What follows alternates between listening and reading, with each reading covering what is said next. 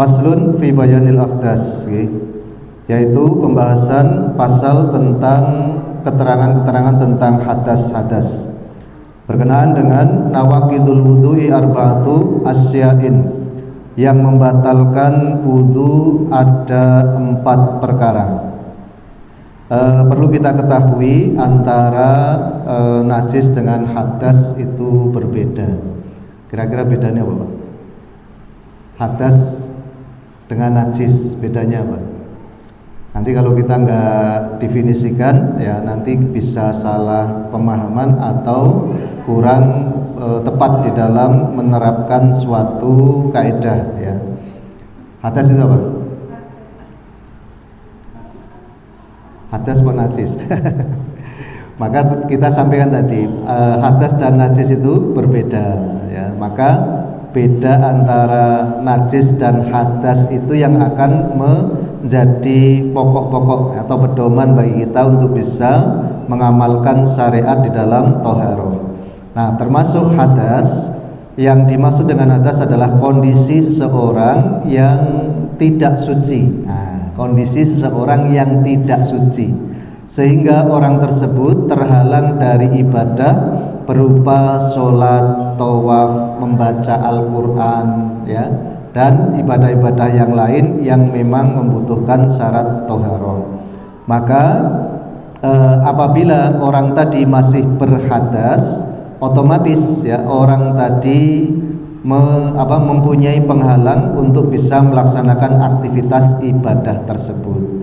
Maka salah satu yang bisa membatalkan kesucian itu adalah batalnya wudu. Nah, maka di sini kita terangkan nawaqidul wudu arba'atu asya', ya. Pembatal wudu itu ada 4. Yang pertama, al-awwal al-kharij min al-kharij min ahadis sabilaini min kubulin au duburin, ya.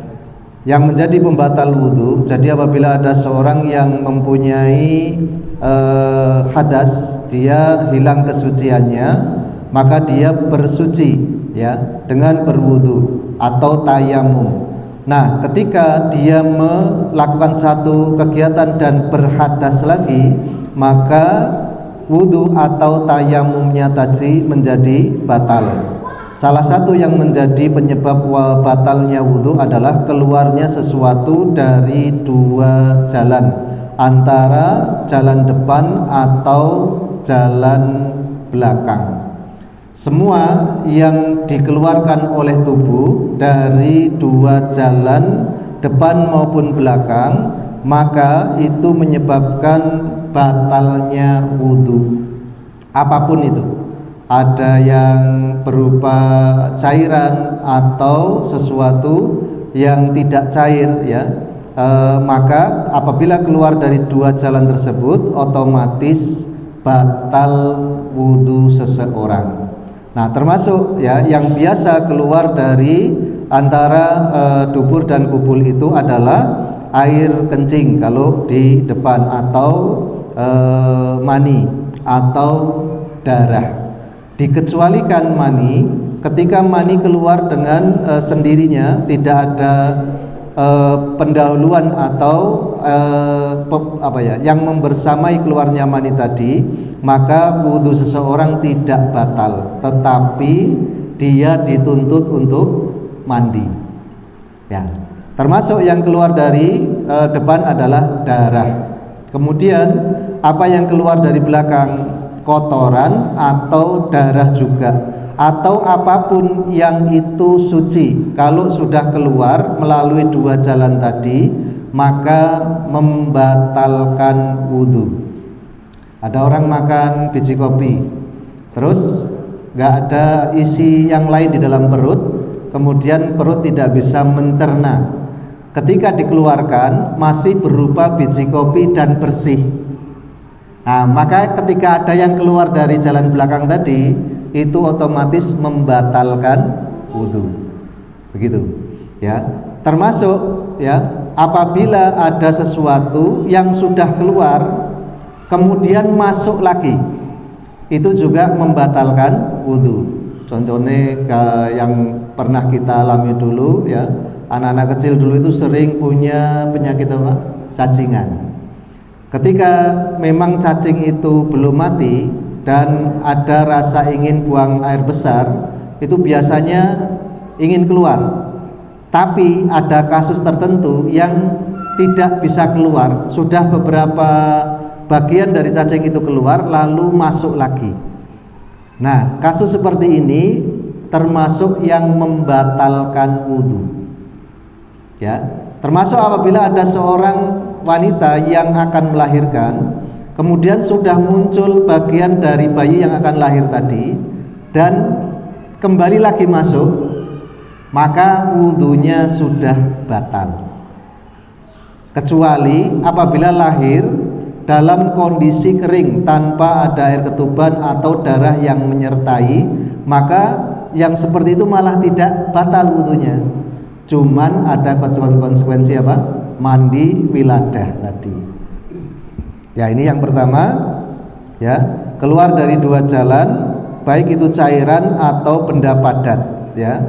Ya, apabila lubang dari kedua saluran tadi ada yang tersumbat dari lahir, maka ketika dikeluarkan dari lubang manapun yang berwujud sebagaimana yang biasa keluar dari lubang depan atau lubang belakang, maka itu juga membatalkan wudu.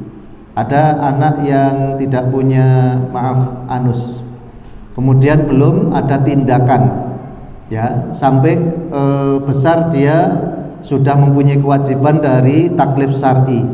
Nah, ketika tidak ada pembuangan dari belakang, semua yang keluar dari lubang yang dia miliki yang wujudnya sebagaimana biasa keluar dari lubang belakang, maka hukumnya membatalkan wudu. Paham ya? Ya. Apabila ya sumbatannya itu tidak permanen, ada kasus ya sakit tertentu, lalu saluran itu tidak dilewatkan saluran buang lewat depan atau belakang, tetapi dikasih jalan alternatif. Nah, maka kalau dari jalan alternatif itu keluar kotorannya, otomatis wudunya juga batal. Nah, ini yang keluar dari jalan dua, depan belakang. Wujudnya bisa cairan itu bisa kencing, bisa darah, kotoran yang padat atau yang lembek. Ketika memang keluar dari dua jalan tersebut, maka hal tersebut membatalkan wudu. Sampai di poin ini ada yang perlu diulang dulu atau ditambah? Semua yang keluar dari dua jalan tadi, depan maupun belakang, maka termasuk yang membatalkan wudu. Cukup?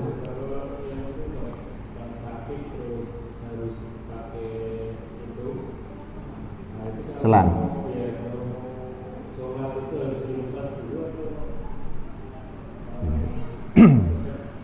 Orang yang sakit dengan menggunakan alat bantu ketika dia akan sholat, dicukupkan ya baginya untuk membersihkan alat bantunya. Kalau memang tidak ada sisa najis atau kotoran, maka tetap dipakai, tidak ada masalah. Karena biasanya pemasangan alat bantu dalam kasus orang-orang yang sakit ya, itu sifatnya semi permanen. Nanti kalau bongkar pasang yang repot dokternya begitu ya, maka dipasang sampai waktu yang memang diinginkan dari proses penyembuhan tadi. Dan tidak mungkin ya kita selaku pasien atau orang yang tidak tahu tentang praktek kedokteran melepas sendiri, dan itu sangat berbahaya. Nah, maka pastikan saja alat bantu untuk mengeluarkan kotoran tadi sudah bersih. Apabila sudah diusahakan kebersihannya, maka boleh sholat. Dan kalau, nah ini ya, kalau memang tidak mungkin dibersihkan 100%, maka kita memakai kaidah orang yang punya hadas terus menerus, sebagaimana wanita yang istihadah atau orang yang mempunyai penyakit tidak bisa menahan kencing. Nah, ini setelah dibersihkan, ditutup, ya, maka ketika kita sholat kita sudah dianggap sah, begitu ya. Jadi alat bantunya nggak usah dibongkar pasang, cukup ya nanti sesuai dengan arahan para medis. Kalau memang sudah waktunya dilepas ya dilepas. Tapi kalau memang belum boleh ya menggunakan fasilitas alat bantu tadi semaksimal mungkin. Yang penting dibersihkan, jangan sampai ada najis atau penghalang ya, supaya sholat kita menjadi sah. Sampai di sini ada lagi? Nah, ini biasanya kalau belum ketemu kasus kita apa ya bahasanya ya, ngambian gitu ya. Kasus itu alat pembuangannya dapat dibuat airnya dibuatkan di depan. Kalau itu permanen gitu, itu kan setiap keluar nggak terasa. Kan pakai kantong, kalau kamu biar diganti. Iya. Ya, maka kita sampaikan tadi kaidahnya menggunakan kaidah orang yang daimul hadas, orang yang senantiasa berhadas. Maka satu, wudunya harus masuk waktu. Nomor dua, dia harus memastikan sebelum wudu kotorannya sudah dibersihkan dulu. Ketika sudah masuk waktu, kotorannya sudah dibersihkan, dia sholat kok ada yang keluar, maka hukumnya ma'fu, dimaafkan. Karena memang nggak bisa kontrol gitu, ya nggak bisa apa? Kontrol. Sama, nggak pakai alat bantu tapi nggak bisa ngontrol fungsi dari organnya, itu kan juga masalah kan. Nah, maka yang seperti itu kasusnya sama dengan yang daimul hadas tadi, orang yang senantiasa punya hadas, baik wanita istihadah atau orang yang tidak bisa menahan air kencing. Yang penting dibersihkan, setelah bersih dia berwudu, setelah berwudu segera sholat. Nah, kenapa kita pakai kaidah itu? Karena dia nggak bisa mengontrol kotoran yang keluar dari tubuhnya. Karena setiap yang keluar dari lubang dua, depan maupun belakang, atau alat yang menjadi pengganti dua jalan tadi, otomatis wudunya batal. Nah, begitu. Ada lagi? Cukup ya? Alhamdulillah. Ya, jadi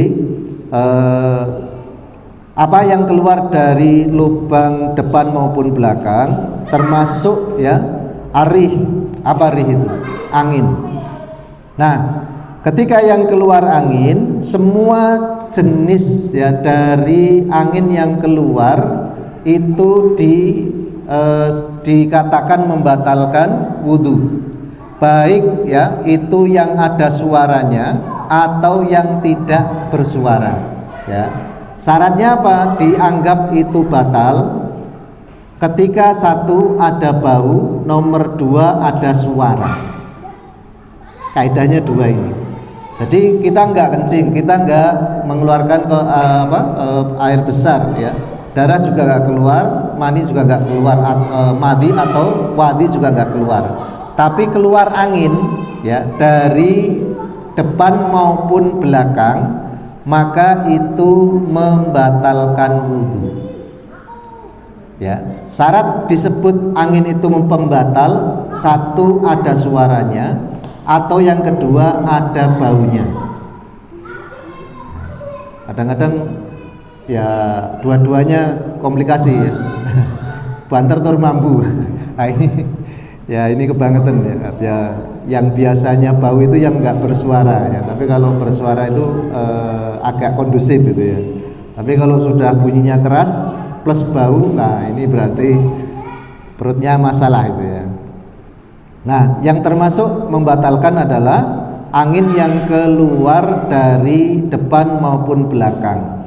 Apabila di tubuh wanita ada angin yang terjebak, nah ini angin yang terjebak di kemaluan, tidak dari dalam, maka angin yang keluar tersebut, taswif namanya, itu tidak membatalkan wudu.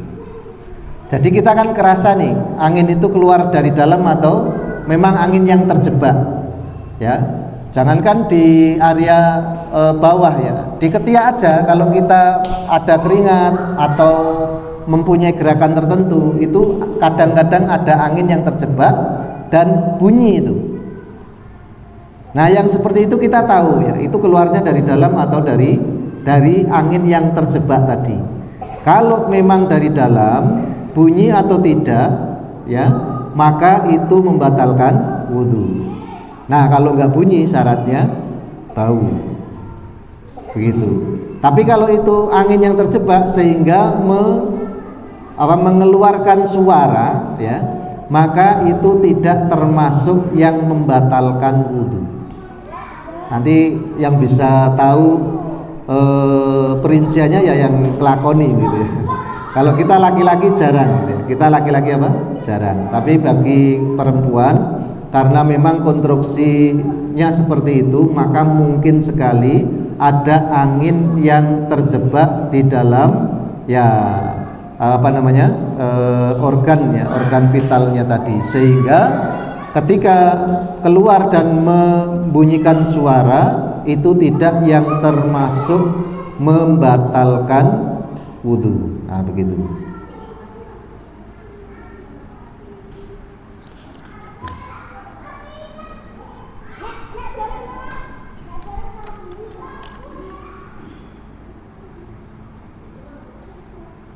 Ya, nanti kalau di dalam pembahasan penamaan ya, kalau ada angin yang tidak bersuara itu namanya faswah ya. Kalau anginnya suaranya kecil itu fusaywah ya.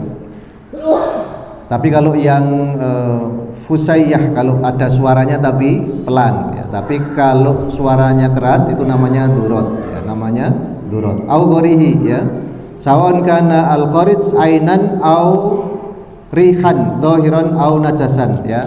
Jadi kita sudah sampaikan tadi, apapun yang keluar baik itu najis atau suci, apabila ya keluar dari dua lubang depan dan belakang, maka membatalkan wudhu, termasuk angin tadi. Dan juga ya hewan atau benda yang keluar dari dua jalan depan atau belakang tadi, maka itu juga yang menjadikan pembatal dari wudhu tersebut, kecuali mani, sudah kita sebutkan tadi ya. Cuman kalau mani keluar dengan sendirinya ya, tidak dibarengi dengan madhi atau wadhi, maka tidak membatalkan wudhu. Tapi kalau ada yang mendahului atau ada yang keluar lagi berupa madhi tadi, maka itu termasuk batal wudhunya. Kemudian yang kedua, asani zawalul akli ya. Yang kedua, orang bisa batal wudhunya ketika hilang akal ya. Ketika apa? Hilang akal. Zawalul akli binaumin au ghairihi illa nauma qaidun bimakmumakinun ya, qaidun makinun ya, makadahu minal am. Yang kedua yang menjadikan batal wudhu adalah hilang akal, termasuk yang disebut hilang akal itu adalah tidur. Apabila kita tidur, otomatis wudhu kita batal, kecuali ketika kita tidur dengan posisi duduk dan posisi pantat kita tidak berubah sampai kita bangun. Maka di dalam mazhab Syafi'i, ketika ada orang Jumatan tidur sampai ngiler tuh Pak, bukan nangkeler lagi itu ya, sampai keluar ilunya ya, liurnya, tapi dia masih di dalam posisi pantatnya masih menempel di lantai, maka wudhunya tidak batal. Tapi kalau gini ya, obah terus keangkat, batal. Makanya yang paling pinter turu be jagong itu cak pondok. Cak pondok itu kalau tidur bisa terp gitu ya, pantatnya nempel, terus dia telungkup gitu, itu enggak gerak sama sekali. Nah yang seperti itu nggak batal wudunya sampai nanti ya, ketika dia betul-betul diberitahu oleh temannya, oh tadi kamu bergerak, oh tadi kamu rebahan, oh tadi kamu berubah posisi. Nah, maka tidur yang sampai merubah posisi atau mengangkat salah satu dari pantat tadi, maka itu yang disebut pembatal wudhu. Tapi kalau masih nempel ya, nanti khotbah rampung kok nempel terus gitu ya, maka tidak usah ambil wudhu lagi. Nah begitu ya. Nah ini menjadi pemahaman bagi kita ya. Yang dimaksud dengan zaul akli termasuk adalah tidur ya, dengan catatan tidur yang tidak mengangkat posisi pantatnya dari lantai. Tapi kalau sudah rebahan otomatis batal. Nah kalau rebahan tok ora iso turu, wudunya tidak batal. Jadi ada orang tiduran, ada orang tidur, ini status yang berbeda. Kalau tidur itu hilang akal, kalau tiduran dia masih sadar. Nah, maka kalau di dalam posisi tiduran tapi akalnya tidak sampai hilang, wudunya tidak batal. Ini yang disebut dalam satu riwayat ya, Abdullah bin Ahmad ya bin Hambal itu pernah mendapati Imam Syafi'i sholat subuh tidak wudhu lagi, padahal malamnya dia terlihat rebahan. Ketika ditanyakan kepada ayahnya tentang sosok As-Syafi'i yang terkenal kealimannya dan juga besar namanya di dunia keilmuan, maka ayahnya mengatakan, ya tanya aja langsung, wong ada orangnya.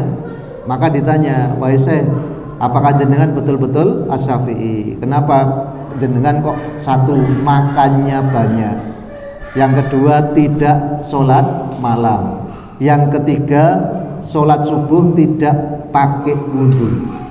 Nah pertanyaan-pertanyaan ini kan kritis ya. Ternyata apa? Dijawab, oh ya saya memang banyak sekali menghabiskan makanan dari apa yang dihidangkan oleh ayah kamu. Karena apa? Karena saya tahu yang disediakan dari ayahmu adalah sesuatu yang halal. Nah termasuk nek mertamu ning omahe wong soleh kuwi mangane akeh oleh Pak ya, karena kita yakin yang disuguhkan itu sesuatu yang halal, dan sesuatu yang halal itu barokah. Nah ketika barokah itu ya pasti kita diringankan untuk beramal soleh, itu ciri berkah. Jadi kalau bar mangan terus ibadah semangat, itu berarti yang kita makan barokah. Tapi ini bar mangan kok malah malas-malesan, nah begitu ya. Nah itu satu memang dia polanya begitu atau makanannya yang bermasalah gitu ya.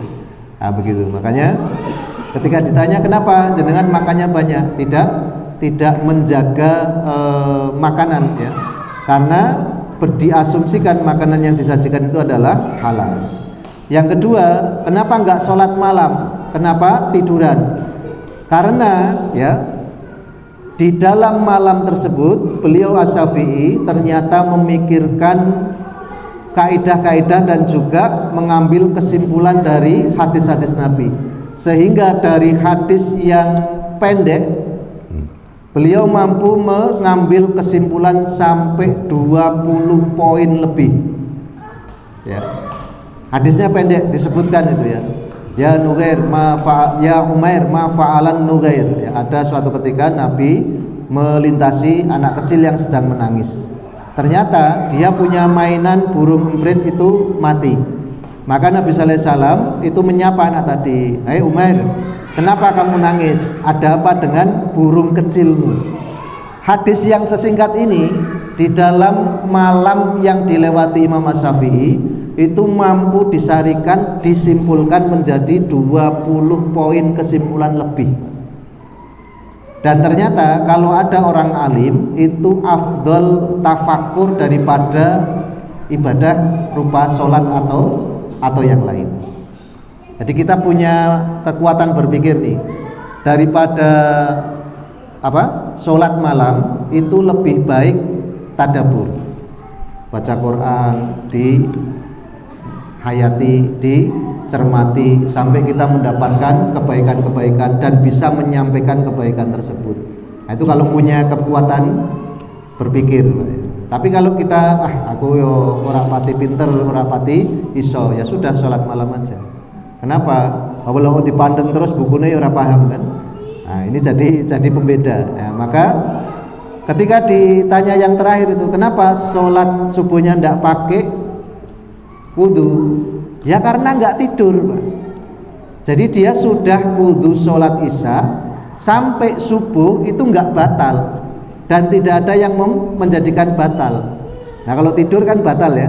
Maka beliau As-Syafi'i mengatakan, saya tidak tidur, maka saya tidak perlu wudhu lagi. Nah begitu ya. Jadi nek ana wong turu bareng awake dhewe ujug-ujug salat aja suudon sih. Ojo-ojo dia nggak tidur itu ya. Dia nggak tidur, maka wudhunya tidak batal. Nah begitu.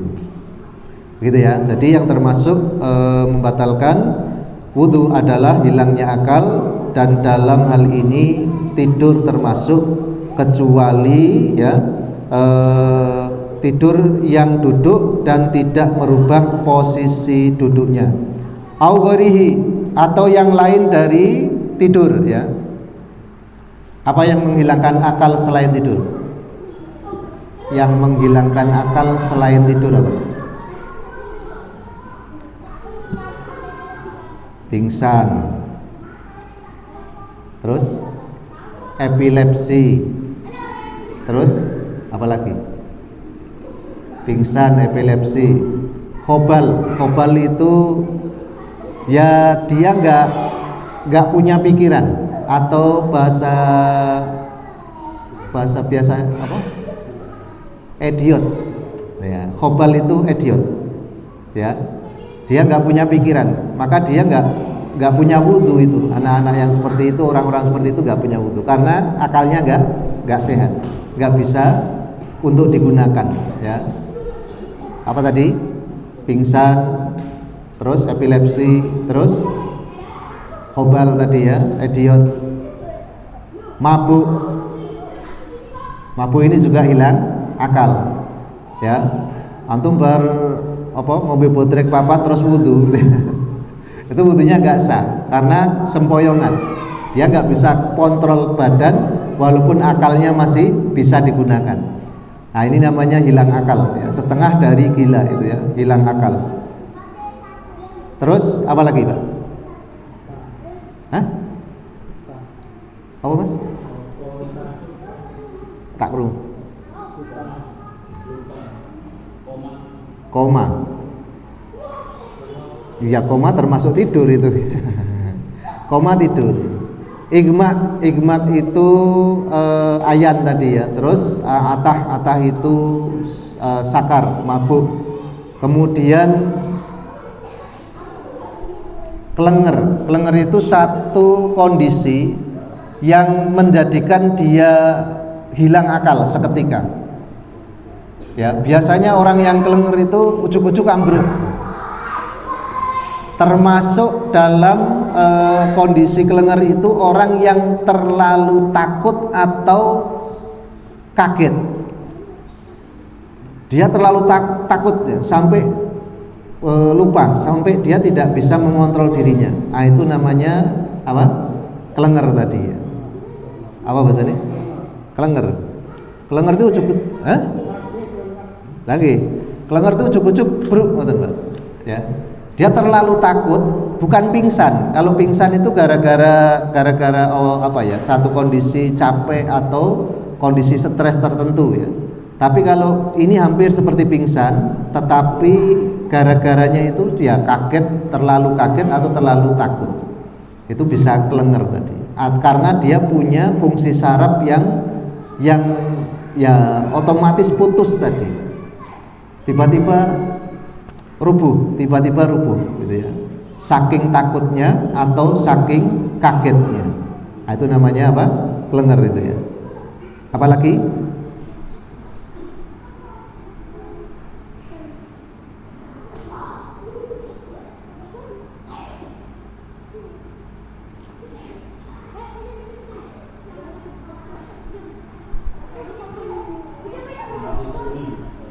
Mati suri itu sudah tidur itu ya, sudah tidur ya, itu ya. Atima ya, terus al-atah, terus igma ya, terus as-sura ya, sura itu yang kelenger tadi, al-khobal sudah ya. Berarti ada beberapa kondisi ya yang diserupakan dengan tidur. Satu gila, nomor 2 pingsan, nomor 3 tadi ya kelenger tadi ya, nomor 4 epilepsi, nomor 5 mabuk ya, nomor 5 mabuk ya. Terus apalagi tadi, kobal ya, idiot, hilang akal, dia tidak punya fungsi akal, idiot ya. Nah, maka yang seperti itu membatalkan wudu. Maka apabila ada orang sholat, dilalah sholat isya malam riyoyo Pak, ning ngarep masjid ana sing nyumet mercon gedene rak member. Terus begitu takbir Fatihah surat ya, rukuk dhuwur gitu, awake dhewe kaget nganti jungkat, itu batal sholatnya karena wudunya batal ya, karena wudunya batal. Atau maaf, saking capeknya atau saking ngantuknya kita di dalam sholat itu kliep, kalau sampai pleng itu batal sholatnya. Tapi kalau bisa kontrol, masih ingat tapi geliot begitu ya, nah itu nggak batal karena masih punya akal. Tapi begitu kliep hilang akal maka batal.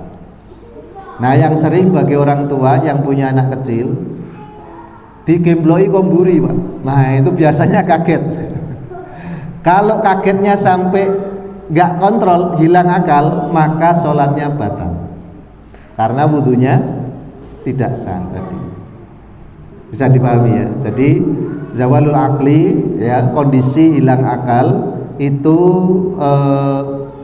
padanannya adalah tidur, maka turunannya dari semua hal yang menjadikan akal kita tidak berfungsi, maka itu membatalkan wudu. Kalau koma, mati suri itu termasuk tidur tadi ya, termasuk sudah tidur. Nah, begitu. Dari yang kedua ini ada yang perlu diulang? Ya ngaji ngene iki telaten ya, pokoknya ditakoni kok siji. Kenapa? Karena kasus per kasus kadang tidak sama gitu ya.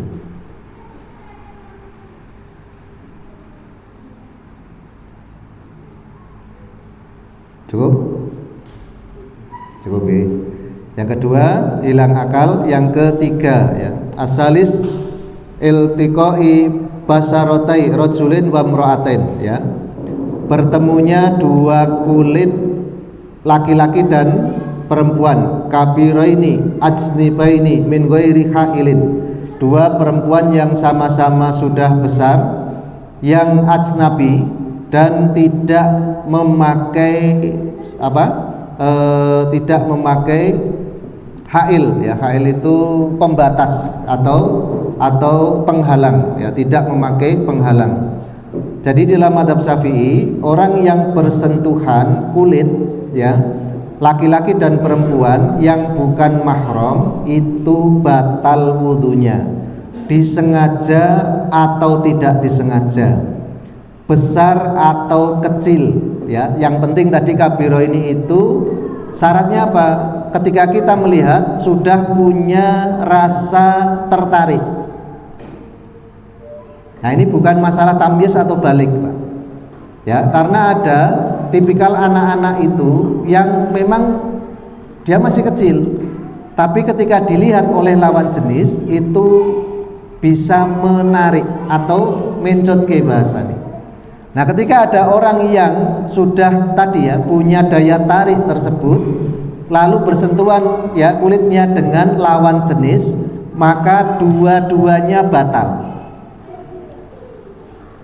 Makanya wong bocah-bocah mbiyen itu kan nek bar wudu terus guyonan dimei gitu ya. Nah, sing rak menangi berarti cah saiki ya, nek wong tua-tua ya menang gitu ya. Dulu setelah wudhu di musola-musola itu ya, laki-laki perempuan itu mainannya, guyonannya itu ya dikejar, mau dipegang biar apa? Wudhunya batal. Kenapa? Karena dalam Syafi'iyah yang bersentuhan kulit laki-laki dan perempuan dua-duanya batal. Sengaja atau tidak sengaja. Ya, yang penting kabiro ini dua-duanya sudah punya rasa tertarik kepada lawan jenis. Nah ini ya. Ya kalau tadi nanti ada pembahasan memegang lubang dubur ya. Kalau memegang lubang dubur itu yang batal yang megang aja, yang dipegang tidak batal.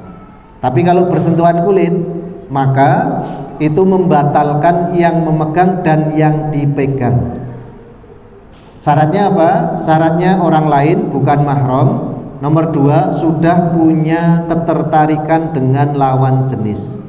Maka ketika ini terjadi, dua-duanya dari laki-laki dan perempuan tadi batal. Bahkan di dalam mazhab Asy-Syafi'i ya, kalaupun itu lawan jenis dari bangsa jin tetap batal. Karena dalam mazhab Syafi'i nikah dengan jin hukumnya halal. Ya. Ketika dia menyerupai manusia atau bahkan menyerupai hewan. Kita tahu ini ada anjing hitam berjenis kelamin betina itu ya. Kita pegang, ternyata kita sadar, oh ini jin ini. Maka wudhu kita batal. Padahal wujudnya apa? Hewan. Karena kita tahu itu bangsa jin, maka wudhu kita jadi batal. Atau kita salaman atau bersentuhan dengan orang, lalu kita lihat kok orang ana wonge gitu ya, hilang. Padahal kita betul-betul sadar kalau bersentuhan dengan orang tadi, dengan perempuan, atau kalau perempuan dengan laki-laki, tiba-tiba dilihat nggak ada wujudnya, dan kita mengidentifikasi, oh jangan-jangan jin itu, maka wudhu kita batal. Ono sing tau nglakoni itu. Kesenggol terus dilingkup orang ono gitu ya. Nah itu kalau cerita ke anak-anak sekarang juga sepertinya nggak bisa dimengerti ya. Tapi kalau orang-orang dulu insya Allah ya masih ya sering terjadi kondisi-kondisi seperti itu gitu ya. Ya, maka bersentuhan ya lain jenis yang sudah punya ketertarikan dengan lawan jenis ya, hukumnya membatalkan wudhu disengaja atau tidak, baik itu besar atau kecil, manusia atau jin, maka dua-duanya hukumnya batal kecuali menggunakan penghalang. Maka kalau ada para ulama yang maaf ya, kita sering melihat di media sosial dicium oleh muridnya, dalam hal ini seorang kiai laki-laki pasti ya, dicium tangannya oleh santriwati. Itu kalau kita cermati itu akan kita dapati dua kasus. Satu, pindah madhab ke Maliki, karena kalau madhab Maliki tidak pakai satwa nggak apa-apa salaman dengan lain jenis. Yang kedua, kalau dia kenceng pakai madhab Syafi'i pasti ditutup tangannya dengan sorban, dengan kain sapu tangan, lalu dipersilakan untuk dijabat dan dicium. Nah itu kehati-hatian ya. Jadi awake dhewe urung kiai dicucrup tangannya karo wong wedok kok gelem. Jangan terburu-buru gitu ya. Bisa jadi beliau ini memakai madhab Maliki, karena madhab Maliki kalau tidak ada syahwat maka tidak ada masalah. Ya, gitu ya. Jadi makanya nenggon panggonan sing awake dhewe urung pati ngerti ya kondisi di lingkungan tadi. Ujuk-ujuk jak salaman dan semua orang juga salaman begitu ya. Ya sudah, daripada digawe omongan lan digawe nget-ngetan wong, ya salaman aja. Kita pindah madhab begitu. Pindah madhab apa? Maliki.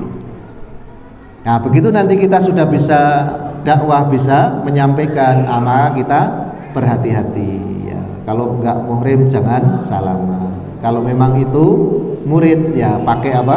Pakai penghalang tadi ya. Nah, begitu. Ya, karena apa? Bersentuhan kulit ya di mazhab Syafi'i, laki-laki dan perempuan sudah besar, sudah punya daya tarik kepada lain jenis, disengaja atau tidak ya, baik itu dengan manusia atau jin, maka batal wudunya. Sampai di sini ada yang perlu diulang atau ditambah keterangannya? Silakan.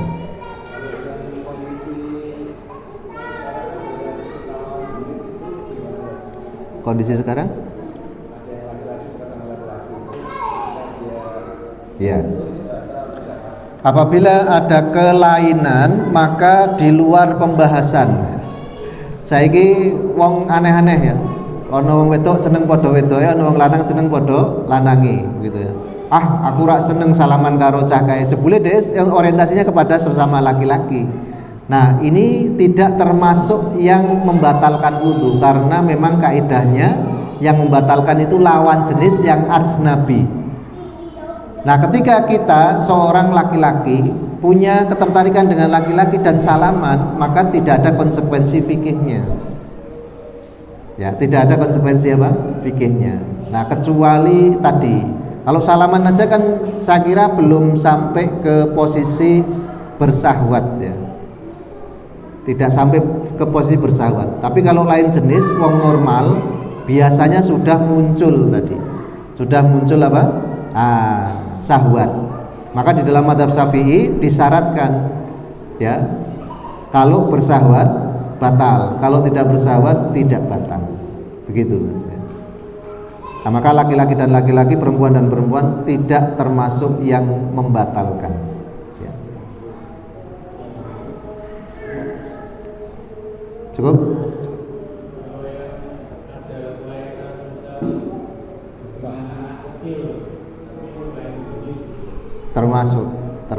Termasuk yang membatalkan ya.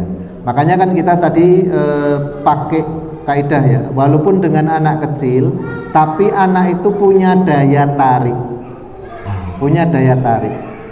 Ki bocah kok gemes kemen tapi orientasi gemes kita itu nafsu. Nah, itu batal wudunya. Gitu ya. Aku yo tahu ning pasar, yo wis tuwa ngene iki, Pak. Ana wong wedok wis ya padha-padha sepuhe. Gemes kok karo aku ya. Nah, itu batal sekali itu ya. Karena sudah ya tadi ya, walaupun guyon ya, tapi yang seperti itu membatalkan wudu gitu ya. Cukup, Pak Biar? Ya. Alhamdulillah sudah masuk Isya, insyaallah yang ketiga dan seterusnya juga tambahan keterangannya kita sempurnakan di kesempatan yang akan datang. Aku lupa lihat astagfirullah li wa lakum wa lisa'il muslimin min kulli dhanbin astaghfirullahaladzim. Kita cukupkan dengan doa kafaratul majlis. Subhanakallahumma wa bihamdika asyhadu an la ilaha illa anta astaghfiruka wa atubu ilaik. Alhamdulillahirabbil alamin. Assalamualaikum warahmatullahi wabarakatuh.